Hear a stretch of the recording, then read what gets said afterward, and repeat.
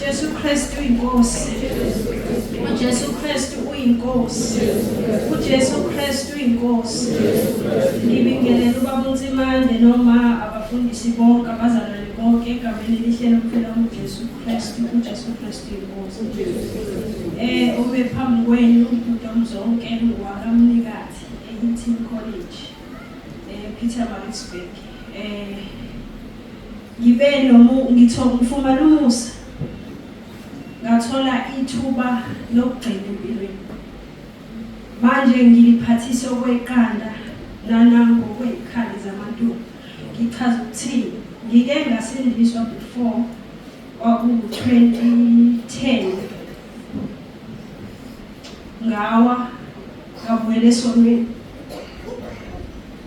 Zaningi izinto ezenzakalayo empilweni yami, kodwa last year ngafumana umusa, ngathola ikhaya lethu, ngathola ubaba uNtsimande.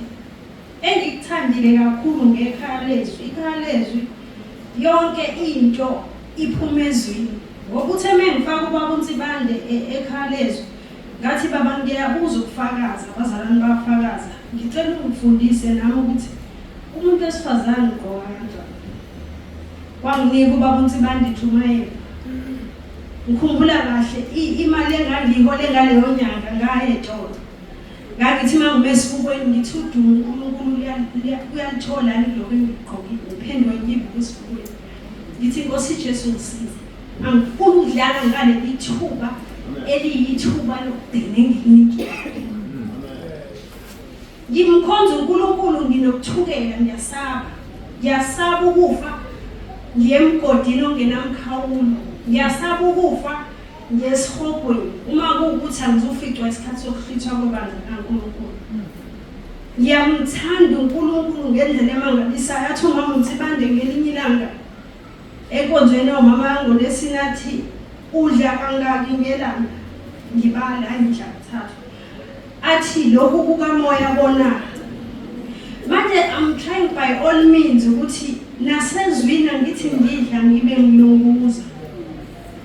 Ngiyakhula abazalwane, uNkulunkulu ngimbone ngenzela izinto ezimangalisayo. Ngigenile kumkhosi. Kade ngifike ekhaya lezwi, kade kumkhosi wokukhulekela inkonzo zabantu abasha. Athi ubaba uNtsimande angisho ukuthi umuntu akayeka amaphilisi, angisho ukuthi umuntu akube kanjani, kodwa kuthiwa mawunganokholo olungangane nesinabo kobe kwanele. Ingayibona lento ngathi Jesu angikwadli amaphilisi namhlanje. So kusukela that day ngangena 21 days. Ngithe mangena 21 days bengiphalaza njalo ekuseni, kunento ebuyayo njalo ngibuyise ngiphalaze ngibe nesize, phalaze ngibe nesize, ngibe nezimbe ebusuku mangilele bona ukuthi isitha sijabulile ukuthi ngiyaphumula. Ngimbonga uNkulunkulu ngoba bengibona ukuthi kusho lo mkhumbi enguhambayo kuyakhombisa ukuthi khona okwenzakalayo empilweni yami yakamoya. Ngambonga uNkulunkulu, ngifundiswa usuku nosuku into ekade ngingayazi. Ngihleli ebukhoneni bukaNkulunkulu ngendlela emangalisayo. Ngiyamthanda even emsebenzini ngisebenza khona kuvuka ithuba. Ngihlezi ngikhuluma ngalo Jesu, ngikhuluma ngeimanga angenzela zona usuku nosuku, ngoba even umntwana wami mangabe egula athi emayazi ngimneqhubo la. Ngithi mina othi ngikhumbuza athi hayi ne mangithi ngiyanakisisa engathi umilwa yithu, bese ngithi mina nje asikuqe sikhuleke umkhuleko kwange-18 May. Uthe suka athi emayazi eklasini bengihlala ngeqhizi, kodwa manje sengihlala ngokukhululeka kusekho konke lokho. Ngibabize sengizwile intshumayelo ubaba uNtsimande isho ukuthi bahlalise phansi abantwana bakho uxolise. Ushintshe indlela okade ubakhulisa ngayo, batshela ukuthi manje njengoba benginifundisa ukuwasha amashethi, nginifundisa ukupheka nokwenza nani, manje nginifundisa indlela ekhaya ensukwini. So angifuni ukuba nesihla nanoma yini iconsana ezothi nami ngabe ngifica ukufa umntana mesemile ehlanini sobukhosi bese kusolwa mina. Angisho ukuthi ngiperfect, kodwa ngiyazama usuku nosuku uNkulunkulu engisondeze emngcweleni. Uthe kulomkhosi ka 14 days angisawadla amaphilisi.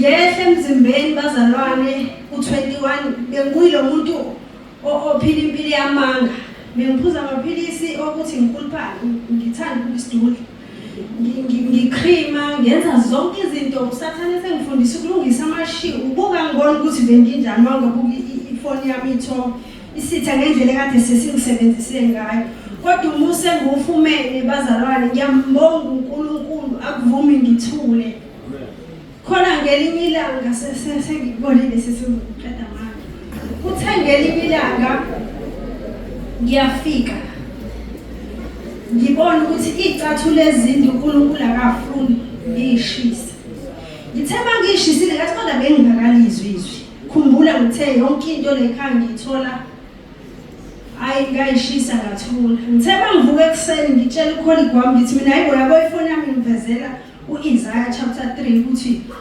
wena uhambela phezulu wayikhanya nje wayilento uNkulunkulu angayifuni ngathi hayibo nathi lelizwe kade ngilifuna uNkulunkulu useyaphendula take up discussion bamthi manje wahlala kuyena wasichazela yazi ngangilele ngaphupha ngathi lenza igulukudla la ngemumva ledu ngithi mina hayibo lento ngivuka ngedrobheni ngiyenza ihairstyle yedu kanti babuthi bantu uzochaza ukuthi haya ngisho ukuthi ngithi ngiyedwa kuthiwa singawa hairstyle kodwa asibeni ngalendlela sikuphileni ubungcwele akukho lula kodwa kuyaphileka futhi kuyahambeka uJesu Kristu inkosi